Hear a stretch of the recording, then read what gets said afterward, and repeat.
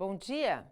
Hoje é terça-feira, 28 de abril, e a partir de agora você fica bem informado de um jeito único. Crimes diminuem na Baixada Santista e Vale do Ribeira durante a quarentena.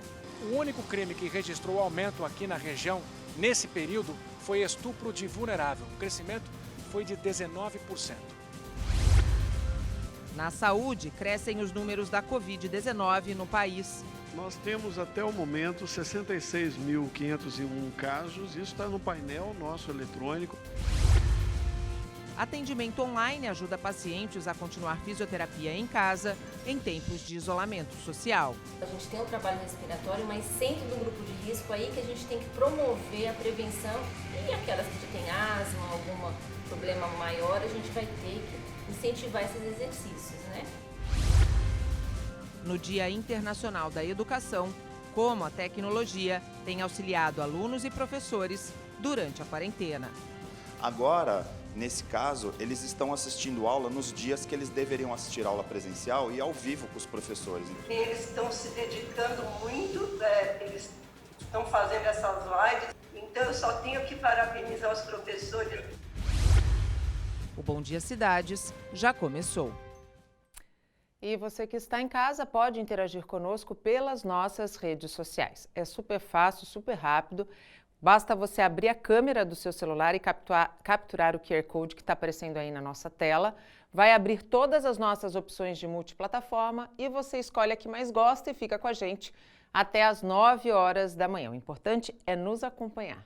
Além disso, tem também nossa linha direta com você, que é o nosso WhatsApp, 13982288219. Ideias muito criativas têm surgido em meio à pandemia. Na reportagem a seguir, vamos mostrar uma cozinheira que conseguiu encontrar uma forma de atender aniversariantes e seus convidados. Andressa prepara bolos, docinhos, salgados. Há 7 anos criou a própria marca. Já tinha encomenda marcada quando veio a pandemia e a determinação para que todos ficassem em casa. O jeito foi mudar os planos. Ela falou, vou chamar 5 amiguinhos, você consegue entregar o kit para eles? Falei, consigo. Então, a base que você escolheu, a gente faz a sua festa um pouco menor, o bolo menor, que é só você, seu esposo e a pequena. Os brigadeiros, os salgados vocês escolhem, porque ela tinha escolhido diferente, porque era criança. E aí a gente faz igual para os convidados. Você me avisa o dia que você vai fazer a festa, porque já tinha mudado todo o roteiro, porque a festa seria outro dia, mudou tudo outro dia. Você comunica os seus convidados que vai estar recebendo um pequeno kit da festa do dia. Daí surgiu a ideia de se juntar a outras 2 profissionais para oferecer o kit completo de aniversário, com direito a vela e decoração temática. Até aí, festa garantida. Mas e a comemoração? Foi aí que a Andressa teve outra ideia. Entregar kits como este com salgados veganos, empadão, bolo de cacau, docinhos e lembrancinhas. Tudo muito saudável e gostoso para os convidados. E todos cantarem parabéns e comemorarem juntos via internet. Até a festinha de 6 anos do Raul, filho da cozinheira, foi online. Aê! Para ainda, não... tá acendendo ainda a vela. Parabéns pra você. Olha só, que graça os recadinhos que ele ganhou dos amiguinhos. Tudo de bom pra você. É saúde, paz. Quando acabar a quarentena, vamos combinar pra sair e pra gente brincar. Tá bom? Tchau. Já foram 4 aniversários infantis. 4 crianças que, mesmo dentro de casa, puderam comemorar o aniversário de maneira diferente, mas bem divertida. Agora, nesse tempo que nós estamos de confinamento, como comemorar o aniversário do nosso pequeno, né? E a Andressa, como sempre, arrasou. Ela teve essa ideia da festa digital, foi perfeito. Meu filho ficou super feliz, satisfeito, tá? E eu super recomendo. E eu vi que é uma nova revolução, que é uma tendência, né? Porque eu vejo que a parte do digital, principalmente essa molecada que está vindo, eles já sabem mexer no celular, no tablet, no iPad melhor que a gente. Eles sabem até mexer melhor nos aplicativos. Muita felicidade, muitos anos de Olha, para quem se interessou, a página da Andressa no Facebook é Doce Jasmim. E falando em aniversariante, vou pegar esse gancho para mandar os parabéns para o aniversariante do dia. Marcelo Teixeira hoje celebra a chegada de mais um ano e, como disse a você por mensagem, te desejo saúde, amor, fé e a companhia daqueles que fazem a sua jornada valer a pena. Celebre, porque a vida é, sim, o nosso grande presente de todos os dias. E com o coronavírus, não foi só a maneira de trabalhar que mudou. O comportamento social também. Um exemplo são as lives de músicos feitas com bastante frequência. Mas e daqui para frente? Será que tudo vai ser diferente neste aspecto? Ouvimos especialistas e também quem está diretamente inserido nesse contexto. No lugar de palco, o estúdio de casa. Não tem público, casa cheia, mas tem transmissão pela internet, ao vivo. Toda sexta rola uma live com muito rock.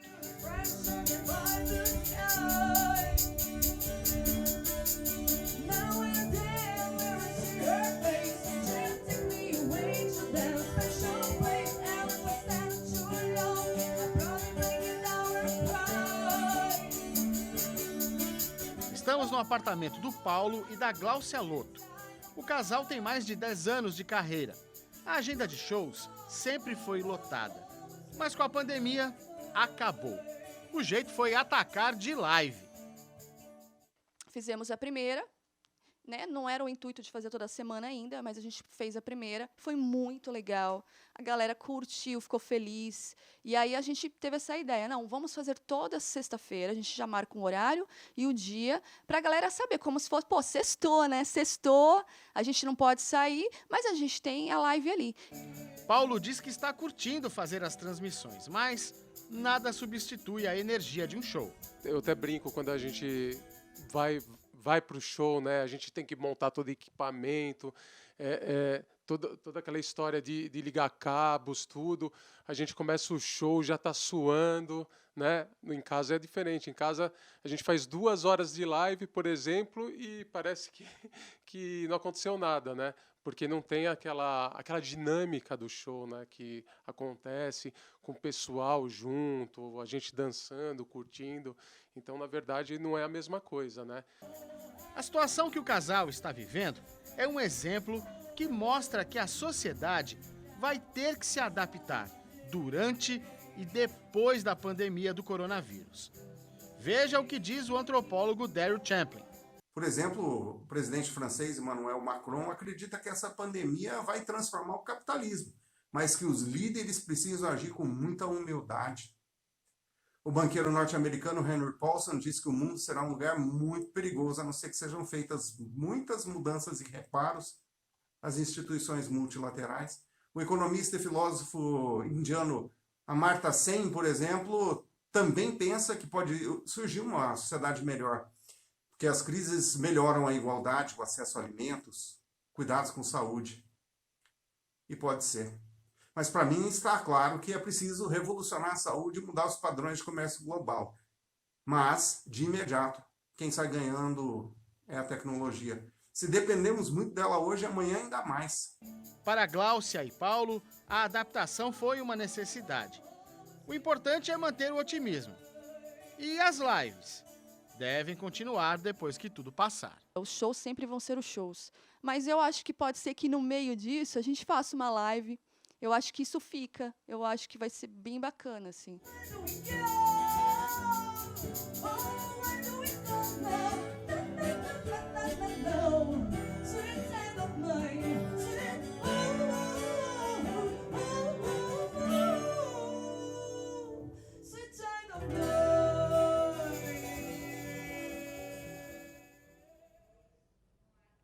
O momento é de criatividade e de reinvenção. A Covid-19 tem trazido muitas surpresas nesse sentido. E a Casa da Esperança de Santos precisa de doações de EPI para enfrentar o coronavírus. Uma campanha está sendo realizada em conjunto com o Rotary Club aqui de Santos. O container fica bem na porta da Casa da Esperança. É só passar e deixar aqui a doação. A iniciativa é uma parceria da entidade com o Rotary Club de Santos. Mas por causa do coronavírus, a casa está em campanha de doações de equipamentos de proteção individual. A casa está precisando de máscaras descartáveis, aquelas máscaras cirúrgicas, aquela máscara N95, a gente está precisando em torno de 320 máscaras, aventais impermeáveis, além de máscaras de pano também que a comunidade vem produzindo. A instituição atende 230 crianças nas mais diversas especialidades. Segundo as Relações Públicas da casa, enquanto durar a pandemia, doações de máscaras vão ser necessárias. A gente atende crianças com deficiência, algumas acabam entrando em grupo de risco, né? Porém, o tratamento é essencial para a qualidade de vida dessas crianças. Então, a gente manter esses equipamentos na casa é extremamente essencial para o atendimento das crianças. A Casa da Esperança fica na rua Imperatriz Leopoldina, número 15, Ponta da Praia. O container recebe doações 24 horas. A fila de casos suspeitos aguardando resultados de exames na Baixada Santista ultrapassa 1.600 pessoas, o que vai contra o anúncio feito pelo governo do estado de São Paulo, que informou que a fila estaria zerada. Durante a entrevista coletiva, o governador João Dória falou sobre o assunto. Na semana passada foi anunciado que a fila de exames ia zerar a partir da quarta-feira, dia 22, em todo o estado. Porém, aqui na região metropolitana da Baixada Santista, isso não ocorreu. A fila aqui nos 9 municípios de pessoas aguardando o resultado de exames ultrapassa 1.600 pessoas. Então, eu queria saber quando que isso se tornará uma realidade aqui na Baixada Santista, que a fila será zerada, como foi anunciado que seria feito em todo o estado. Obrigada. Amanda, obrigado. Vou dirigir, evidentemente, sua pergunta à área de saúde, ao Dr. Zé Henrique German, secretário de Saúde do Estado de São Paulo. De acordo com o secretário de Saúde do Estado, José Henrique German, o que pode ter ocorrido foi um erro de comunicação. Não existe uma fila para a realização de exames. Por exemplo, no dia de hoje, foram liberados 1.164 exames e estão em processamento 295 e no fim de semana, os laboratórios ficaram ociosos, para você ter uma ideia. Não tem fila mais para exame. Esses exames que podem estar, como você falou, na fila para os hospitais da Baixada, é que alguma questão relacionada ao processamento da informação, não do exame. Durante a coletiva, João Dória falou sobre o ranking das 20 cidades que mais têm respeitado o isolamento social. São Vicente e Itanhaém seguem na lista com 68%, segundo o balanço do fim de semana. Aos que integram as comunidades dessas 20 cidades, os nossos cumprimentos. Vocês todos, autoridades públicas, lideranças comunitárias, líderes empresariais e a população de forma geral, estão ajudando a salvarem as suas vidas, as vidas dos seus familiares e dos seus amigos nestas cidades. A Prefeitura de Santos informou que desde o começo de abril, o município não envia mais amostras para o Instituto Adolfo Lutz, pois contratou laboratório particular para análise das amostras. Os resultados têm ficado prontos em até 2 dias. Desde o dia 3 de abril, já foram enviadas 847 amostras para o laboratório contratado. 732 resultados já voltaram, mas que essa conta não fecha, ela não tem fechado. Em nível nacional, cresce o número de casos da Covid-19. Nós temos até o momento 66.501 casos, isso está no painel nosso eletrônico, cada vez mais nós não vamos detalhar todos os estados, isso está nos materiais, e 4.543 óbitos. Foram, até ontem, nós tivemos um incremento em relação a ontem de 7,5%. São 4.613 casos novos nas últimas 24 horas, e dos 4.543 óbitos, 8% de incremento, ou seja, 338 casos. A boa notícia é que, num comparativo com outros países, nossos números são mais baixos. Considerando o 100º caso confirmado em cada um desses países. Então, comparando o Brasil com a China, com a Alemanha, Itália, Espanha e Estados Unidos, nós podemos observar que o Brasil está ali com em torno de 42 dias de evolução da epidemia desde o 100º caso, e os demais países já têm um tempo maior de circulação do vírus. E nós vemos também, podemos observar também neste padrão que o Brasil está com o número de casos confirmados inferior ali em relação aos demais países, considerando o 100º caso confirmado em cada país. Foi apresentado um balanço por faixa etária. Nós temos 69% das pessoas acima de 60 anos com o Covid, ou seja, a maior proporção ainda se observa em pessoas com mais de 60 anos, e dos grupos de risco nós podemos observar que as pessoas com menos de 60 anos, a obesidade é um fator de risco importante, e para as pessoas acima de 60 anos, as doenças crônicas, principalmente as cardiopatias. E por causa da necessidade do isolamento social, o Conselho Regional de Fisioterapia liberou a prática da telemedicina. Com atendimento online, os pacientes têm a chance de continuar a praticar exercícios e melhorar a qualidade de vida com a ajuda de um profissional sem sair de casa. Este não é um atendimento convencional. Em tempos de quarentena, Cláudia precisou se adaptar à nova realidade e da sala de casa se conecta com uma de suas pacientes que é gestante. Durante 1 hora, a fisioterapeuta, que tem mestrado e doutorado pela Faculdade de Medicina da USP e é professora da Unisanta, ensina exercícios importantes e que servem de preparação para o parto. Elas estão consideradas do grupo de risco agora. Mesmo não sendo, a gente tem um trabalho respiratório, mas sendo do grupo de risco, aí que a gente tem que promover a prevenção, e aquelas que já têm asma, algum problema maior, a gente vai ter que incentivar esses exercícios, né? Bom, eu vou aproveitar para conversar com a Jéssica, que está grávida do primeiro filho, 33 semanas de gestação, já 8º mês. Como é que está a expectativa, Jéssica? Como é que é poder fazer aulas aqui com a fisioterapeuta, aulas online? Tem te ajudado?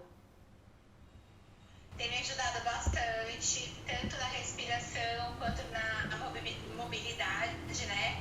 A gestação vai chegando no fim, né? Igual todo 3º trimestre, vai chegando no fim e a gente vai tendo dificuldades para respirar, porque o bebê vai ficando pesado, né? Na barriga. Então, eu moro num prédio de 3 andares, eu preciso ter fôlego, eu preciso ter mobilidade, flexibilidade, e a doutora Cláudia, ela tem me ajudado muito nisso. Mas as gestantes não são as únicas que pertencem ao grupo de risco. Por isso, Cláudia, que também é especialista em fisioterapia respiratória, ensina exercícios simples que podem ser feitos em casa. Inspira como se você fosse empurrar sua mão e solta o ar. Então, na realidade, esse é o movimento. Só que para a gente fortalecer esse pulmão, a gente tem que dar um pouco de carga para ele. Então, você pede para inspirar em um tempo e soltar esse ar em 3 tempos.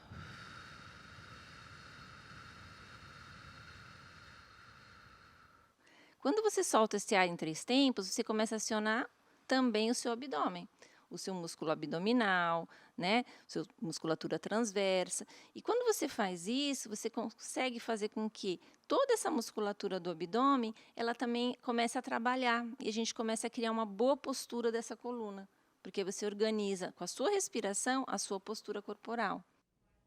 E não é só a postura corporal que você organiza a partir da respiração. Respirar direito também ajuda demais em outro mal que tem surgido aí em larga escala durante a pandemia da Covid-19. A ansiedade. Respirar direito ajuda a controlar crises de ansiedade. E a Baixada Santista e o Vale do Ribeira registraram queda na maioria dos crimes durante a quarentena do coronavírus. Os dados foram divulgados pela Secretaria de Segurança Pública do Estado.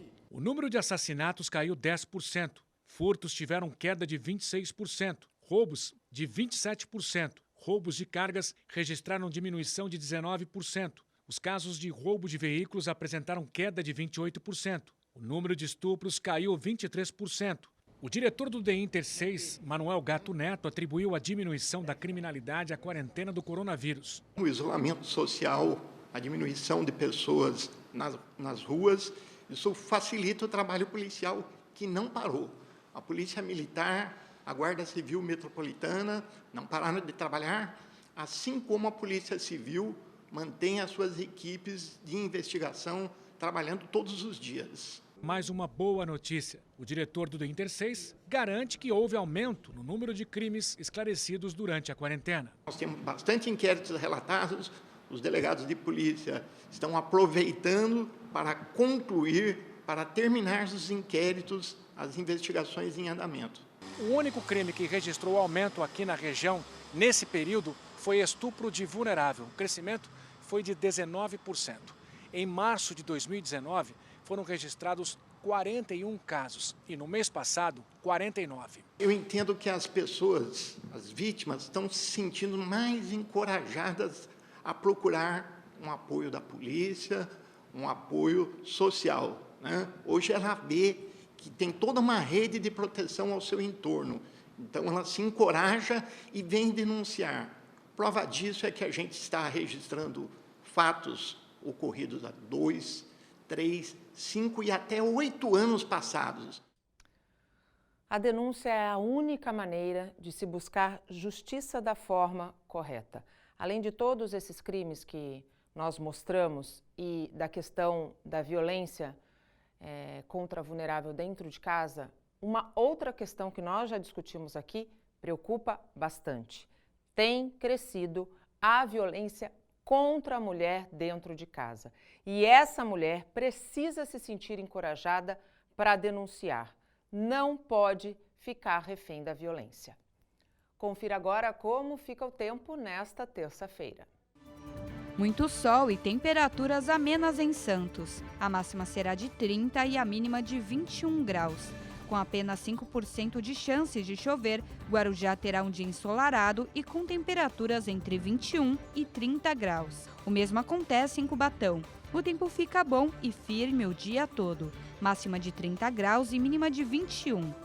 O dia amanhece ensolarado em São Vicente e não há previsão de chuva. As temperaturas ficam entre 22 e 30 graus. Tempo bom, sol e poucas nuvens em Praia Grande. A mínima será de 21 e a máxima de 30 graus. Em Mongaguá, o dia terá tempo bom, mas poderá ter variação de nebulosidade pela manhã e à tarde. As temperaturas ficam entre 22 e 30 graus. E agora, informações atualizadas do sistema de travessia de balsas. Neste momento, estão em operação na travessia entre Santos e Guarujá 5 embarcações. Tempo de espera está bem tranquilo, 10 minutos. A gente vê que nem movimento tem, está até sem fila, inclusive na travessia, tanto do lado de Santos quanto do lado do Guarujá. Capacidade de 540 veículos por hora. Aí a gente vai lá para o litoral norte, em São Sebastião e Ilhabela. São 3 embarcações, 30 minutos de cada lado. Aqui, voltando aqui para a nossa região, Bertioga, Guarujá, uma embarcação, 30 minutos.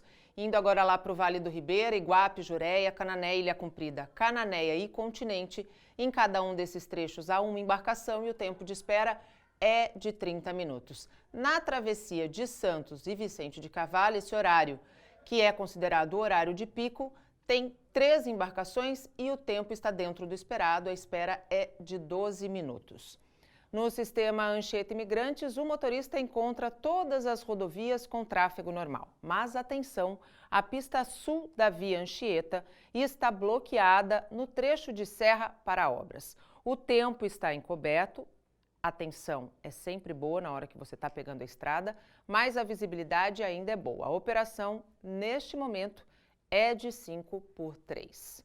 No próximo bloco, no Dia Internacional da Educação, os aprendizados que a Covid-19 tem trazido para alunos e professores. Voltamos já, não saia daí.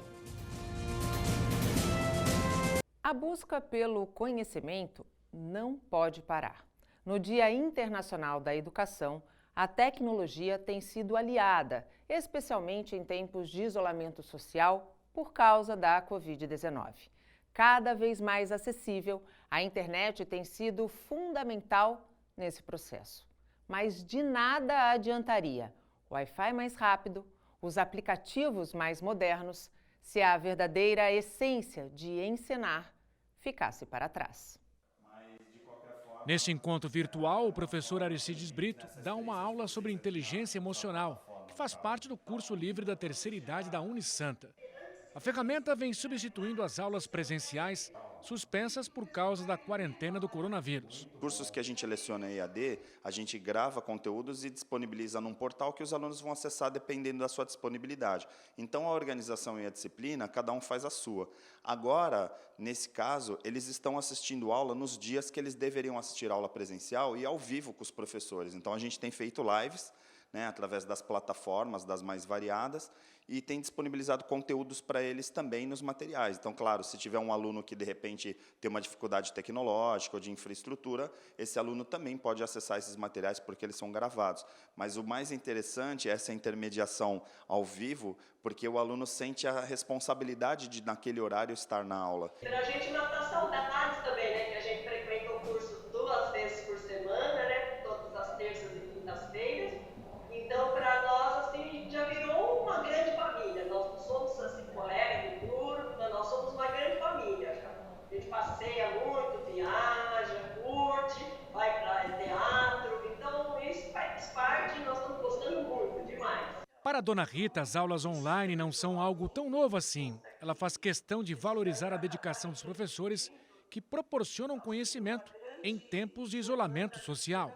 E eles estão se dedicando muito, eles estão fazendo essas lives. Então, eu só tenho que parabenizar os professores da Santa Cecília pelo empenho que eles estão tendo em continuar mantendo a gente informados, Assim, eles estão dando um jeito de estar sempre com a gente. No Dia Mundial da Educação, neste ano comemorado durante uma pandemia, a presidente da Unisanta, Lúcia Teixeira, reforça a importância do ensino à distância. Estamos ajudando outras instituições a levar a educação remota também para lugares que não poderiam ter, e também a igualdade de gênero, lutar por um clima em que possam todos poder viver, respirar o ar e, principalmente, aprender com as dificuldades, que é o que fica também, que mesmo as crises nos ensinam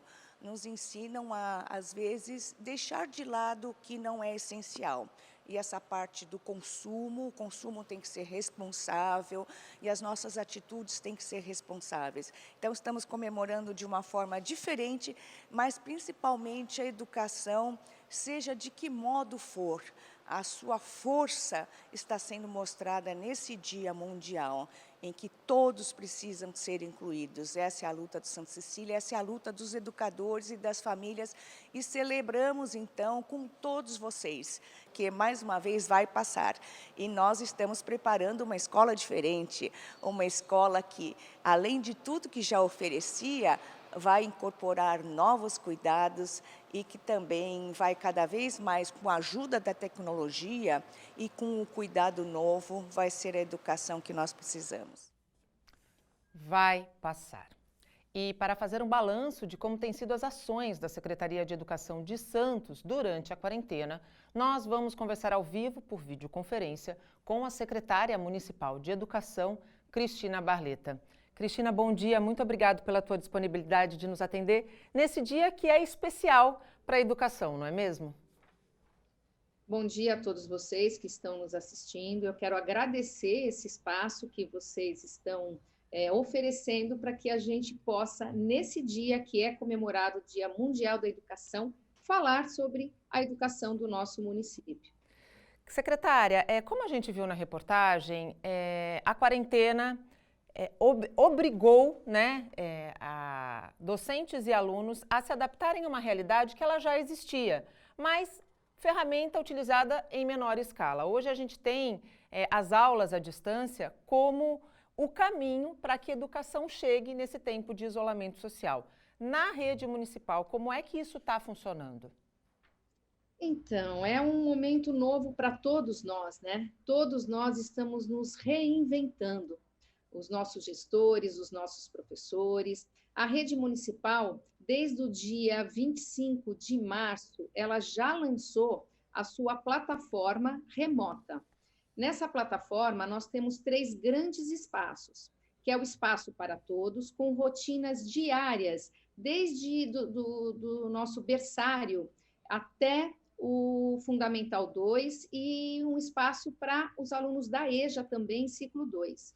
Tem o espaço do aluno, que é voltado para alunos do Fundamental 2, em relação aos componentes curriculares, e o espaço de formação para os nossos professores, com salas virtuais, e nesse espaço eles têm aí a condição de participar de fóruns, de dar sugestões, de construir a cada dia um conteúdo a ser lançado para os nossos alunos. E como é que tem sido o acesso à plataforma? Dá para fazer um balanço, secretária?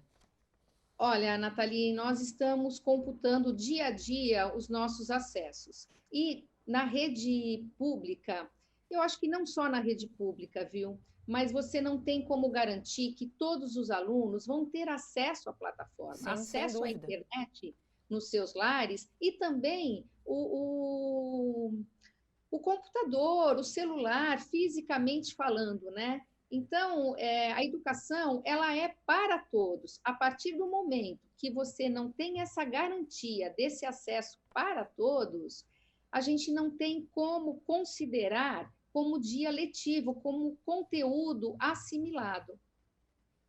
E nesse sentido, a gente está falando que pós-pandemia, pós-quarentena, pós-isolamento social, vai haver uma reposição de aula, vai haver uma reposição de conteúdo para que todos tenham igualmente acesso ao conteúdo e a oportunidade de aprender.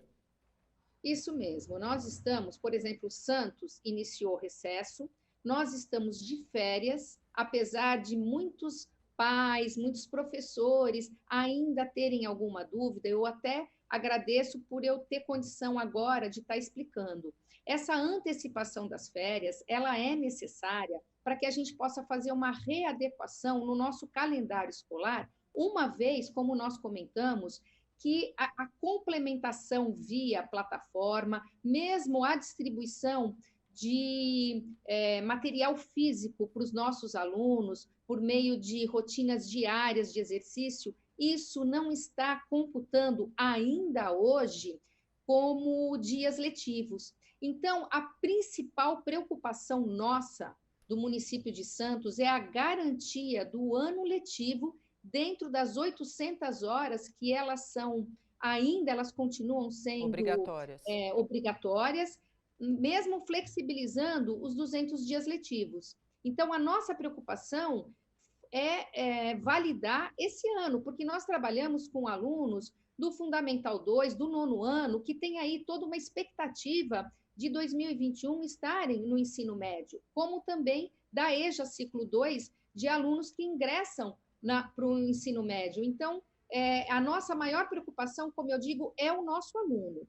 E os nossos professores, os pais, eles podem ficar tranquilos, porque o nosso ano, ele vai até dezembro, até 30 de dezembro de 2020. E o nosso recesso em janeiro vai acontecer, acho que 20 dias, se não me engano, eu estou tentando visualizar aqui o calendário, vai até de 4 a 23 de janeiro. E essa última semana de janeiro, nós estaremos junto com os nossos professores, equipe gestora, participando, elaborando do calendário para 2021, com um olhar específico, porque tudo que nós passamos em 2020, nós precisamos minimizar esses danos, pedagogicamente falando, para 2021. E essa construção junto com os professores é essencial, porque são eles que estão ali no enfrentamento, no dia a dia com os nossos alunos. Então, foi o que nós pensamos, como nós dissemos, né? É novo para todo mundo, nós não temos todas as respostas, mas nós temos que ter esse olhar para que em 2021 a gente possa ter um currículo santista construído junto com os nossos professores. É muito importante a participação e nós sabemos que nós temos professores na nossa rede muito preocupados, muito envolvidos e eles, com certeza, estão, de uma certa forma, eu sei que isso mexe com a vida de todo mundo emocionalmente, mas contentes de saberem que vão fazer parte dessa construção do currículo santista para 2021. E precisam fazer parte mesmo, secretária, porque eu concordo que são os professores que têm sempre uma visão do todo e da necessidade que existe dentro das salas de aula. Falando também numa preocupação, a gente sabe que, especialmente no ensino público, muitas crianças vão para a escola para se alimentar. A Prefeitura está disponibilizando cestas básicas para famílias inscritas em programas sociais no Bolsa Família. Como é que está essa distribuição, secretária? Então, no primeiro momento, nós priorizamos os alunos cadastrados no programa Bolsa Família, que é o cadastro único. Nesse segundo momento agora, são para todas as famílias que se declaram vulneráveis. Esse nosso cronograma, ele está diariamente no nosso diário oficial, para que os pais dessas escolas possam ter acesso a essa logística de distribuição. Tem escolas que nós temos muitos alunos, em torno de 1.000 alunos, como Pedro Crescente, Leonardo Nunes. Então, precisa haver uma distribuição planejada para que a gente evite aglomerações e atenda a todas as recomendações da nossa Secretaria de Saúde, sempre pensando na prevenção, o uso de máscaras, de luvas. Então, essa logística, ela está no Diário Oficial, de acordo com a letra, a inicial do aluno, por período e por hora. E como é que é feita esse levantamento, secretária? Como é que a família sabe se vai ou não ser contemplada? Olha, a princípio, como eu falei, foi do Bolsa Família. Bolsa Família. Agora, são todas as famílias que estão em vulnerabilidade. Então, nós temos um quantitativo para todas as famílias. E elas vão às escolas, o nome do aluno, inclusive é importante falar que a família que tem mais de um aluno, ela tem que se dirigir aonde o filho mais velho estuda. Então, ela vai à escola, o nome do filho está lá, relacionado, ela apresenta, ela se identifica e retira essa cesta. Secretária, muito obrigado pela tua participação, pela disponibilidade de fazer esses esclarecimentos. Um feliz Dia Mundial da Educação, porque eu particularmente defendo que a educação é a principal ferramenta que nós temos para mudar tudo aquilo que a gente hoje acha que está errado no nosso país. Muito obrigada. Eu que agradeço a todos vocês essa oportunidade. A educação ela deve ser celebrada diariamente, independente do tipo de processo educacional, seja o realizado no ambiente escolar, durante o convívio social ou familiar. A educação ela é importante em todos os momentos da vida. A educação é também um ato de amor. Sem dúvida nenhuma. Muito obrigada. Bom dia. Bom dia. E a gente vai para um rápido intervalo. Na volta, os destaques da hora do Santa Portal. Não saia daí, até já.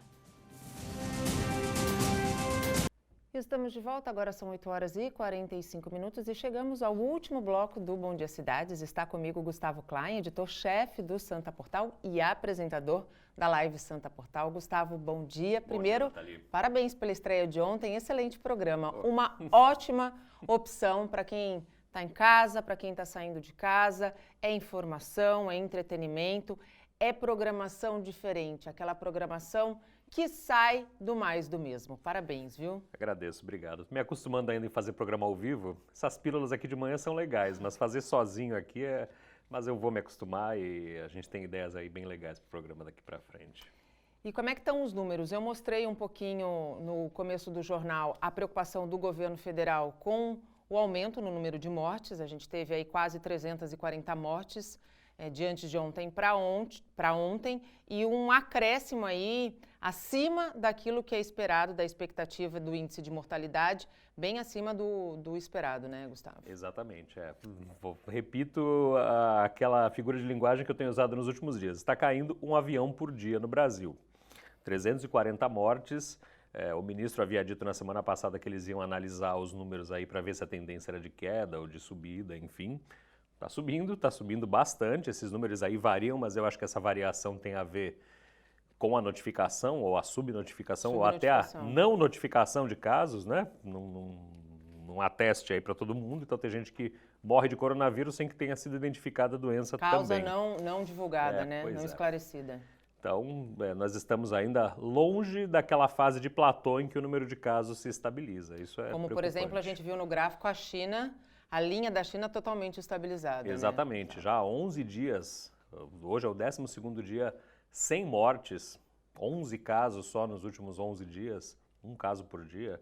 Quer dizer, a situação completamente controlada na China e o Brasil avança aí a passos largos para, na próxima semana, já passar a China em número de casos totais da doença. Vamos dar uma pausinha na Covid-19 para falar, isso é notícia, né? Em todos os sites, todas as emissoras, todos os canais de comunicação, porque finalmente o novo ministro da Justiça, o André Luiz Mendonça, ele foi escolhido para ocupar o cargo que era do então ministro Sérgio Moro. Surpreendendo aí, porque a expectativa era da nomeação do Jorge Oliveira, mas o presidente Bolsonaro decidiu aí manter o Jorge Oliveira bem perto dele, secretário-geral da Presidência da República, tem realmente uma função muito importante que precisa ser de bastante confiança, até porque o próprio Bolsonaro disse que tem documentos que ele não lê na sua integralidade, né, que ele apenas assina, porque não tem condição de ficar lendo muitas páginas, e quem faz isso é o secretário-geral da Presidência da República. Então, assim, de extrema confiança. De extrema confiança, e eu acredito que ele não queira ter aberto mão, né? Como é que você avalia aí? Hoje o mercado financeiro vai dar uma boa resposta a esse nome, né? É verdade, pegou os jornalistas aí de surpresa no meio da madrugada, né? Foi perto das 2h da manhã que foi feita essa publicação no Diário Oficial da União. O André Mendonça é pastor da Igreja Presbiteriana também, além de era o AGU, né, era o advogado-geral da União, pós-graduado em Direito pela Universidade de Brasília, e a igreja dele é uma igreja que se situa ali num ramo mais progressista da igreja evangélica. Ela não é tão conservadora quanto outras igrejas evangélicas. Manifestou reservas à posição do Bolsonaro em relação às armas, por exemplo. E um detalhe curioso, ele fez campanha para Marina Silva nas eleições presidenciais, não votou no Bolsonaro nem declarou voto no Bolsonaro. Ele coordena a formação espiritual de crianças na igreja dele e é isso aí, um perfil... nada radical, né? Nada radical. E ele circula bem entre os ministros do STF, né? Ele tem um diálogo bom com os ministros do STF. Isso abre uma perspectiva aí, o Bolsonaro já havia dito que talvez fosse hora de nomear um ministro do STF evangélico, pode estar surgindo aí o nome. A vida do Mendonça no Ministério da Justiça pode ser curta, ele pode ser o próximo indicado ao STF na vaga do Celso de Mello, decano, que completa 75 anos em setembro e deixa o posto. E um nome aqui da nossa região circulou, né? Até eu acho que ontem, 2h30 da manhã, o presidente estava aí, além do André Mendonça, com o nome de um santista, que é o Ivan Sartori, ex-presidente do Tribunal de Justiça de São Paulo, e que tem uma proximidade com o governo Bolsonaro, né, Exatamente. O Sartori, ele recentemente ficou conhecido pelos vídeos dele que ele fez aqui nas praias de Santos, se opondo à ideia de fechamento das praias, que é uma ideia alinhada com a do presidente Bolsonaro. E eu acho que a chance dele continua, né? Caso o Mendonça seja indicado para o STF em setembro, ainda existe aí uma possibilidade forte do Sartori, que também é pré-candidato aqui a prefeito de Santos, ser o indicado e ir para o STF. A gente conversou com a assessoria do Ivan Sartori, porque a intenção era trazê-lo aqui, mesmo que por videoconferência no Bom Dia, mas a gente não teve sucesso, a gente não conseguiu alinhar a agenda dele agora de manhã, mas ele está garantido para o Caderno Regional. No Caderno Regional nós vamos ter uma entrevista especial com Ivan Sartori, que vai falar de toda essa expectativa que ele viveu lá desde sexta-feira, né? Porque o nome dele esteve nessa lista desde o começo da especulação de quem substituiria Sérgio Moro. Eu quando acordei e vi a notícia, eu tentei falar com o Sartori também, vi que ele tinha entrado pela última vez por volta das 4 da manhã no WhatsApp. Falei, ele não vai me atender agora, mas ele está acordado. Então, ele foi muito solícito com a gente aí nesses dias, respondeu as mensagens na medida do possível, né? Porque estava ali, teve um momento em que ele estava conversando com o presidente Bolsonaro por videoconferência, quer dizer, foi um nome forte, era o nome preferido dos filhos do presidente Bolsonaro ainda. Vamos ver o que ele tem a dizer hoje à noite. Aí eu acho que essa história não acabou. Não acabou. Ela ainda vai ter outros capítulos. Aliás, falando em filhos do presidente da República, um deles deve estar bastante feliz, porque o Alexandre Ramagem foi também, nessa mesma nomeação da madrugada, nomeado como diretor-geral da Polícia Federal no lugar do Aleixo, que foi o estopim para que Sérgio Moro deixasse o cargo.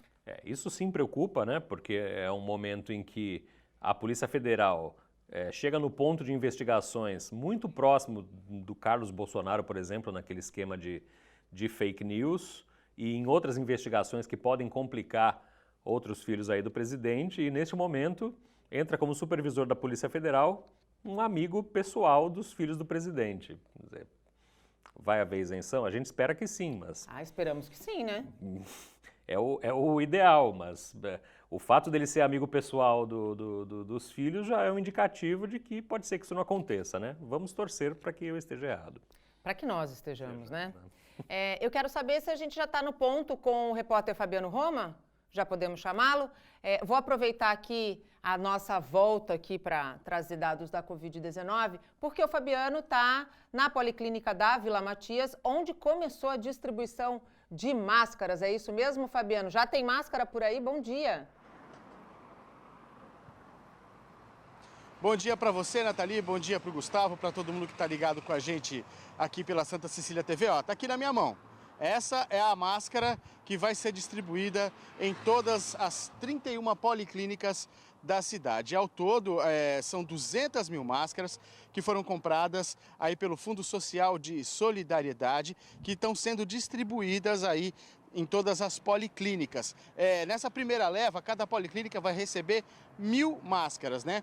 E essa máscara vai ser distribuída gratuitamente para as pessoas que vierem até aqui. O número de máscaras por pessoa é 2. Então, quer dizer, a pessoa vem aqui, pode pegar 2 máscaras. É uma máscara descartável, ela é muito bem feitinha. Eu vou pedir para o Márcio Periquita, ele está mostrando para você aí a Policlínica da Vila Matias, onde a gente está, mas vou pedir para ele dar um detalhe aqui, ó.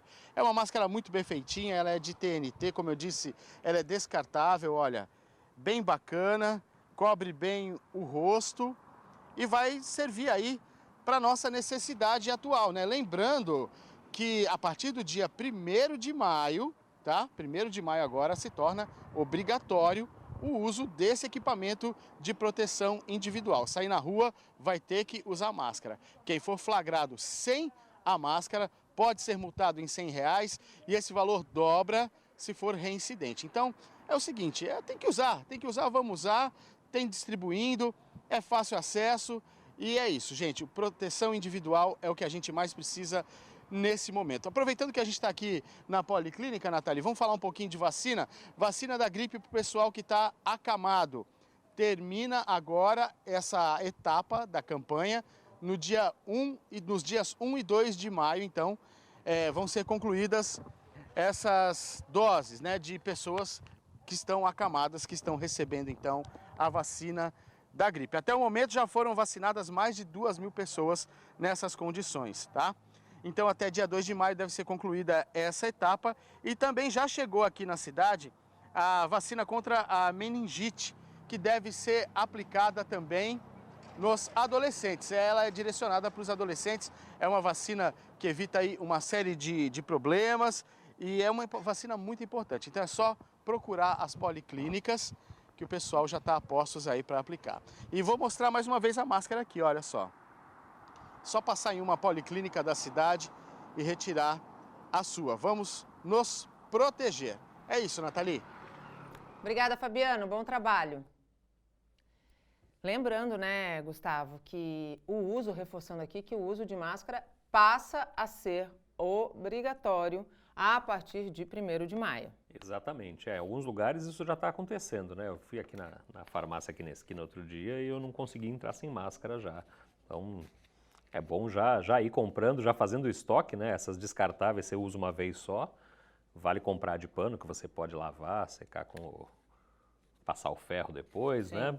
A gente ensinou ontem Ontem, exatamente, a como higienizar e a como descartar corretamente essas máscaras que são de TNT. Não dá para sair jogando na rua, no meio da rua, ou simplesmente descartando junto com o lixo comum. Tem que separar.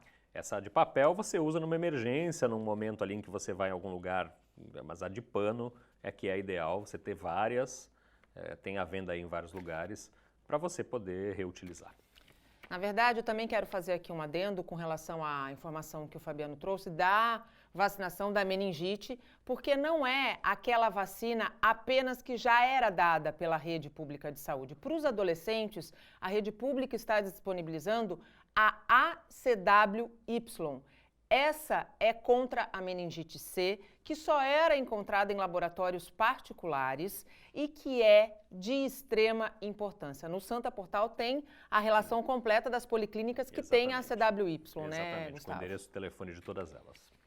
Vamos encerrar aqui o nosso destaque da Hora do Santa Portal falando também de uma outra boa notícia para os nossos heróis da saúde, que é um desconto no aplicativo, não é? Isso, exatamente. É uma parceria da Prefeitura de Santos com uma empresa aí de transporte, tanto de táxi quanto de carros particulares, e estabelece aí um desconto de R$15 por corrida para facilitar aí o ir e vir dessas pessoas de casa para o trabalho. Um prêmio, né, para quem está se arriscando a própria vida para salvar e proteger os outros. Eu não vou deixar você embora sem dar um spoilerzinho do que a gente vai ter logo mais às 4 horas da tarde na Live Santa Portal. Vamos repercutir aí a escolha do novo ministro, do Mendonça. Teremos um especialista da casa, ainda estamos negociando aí quem vai vir falar.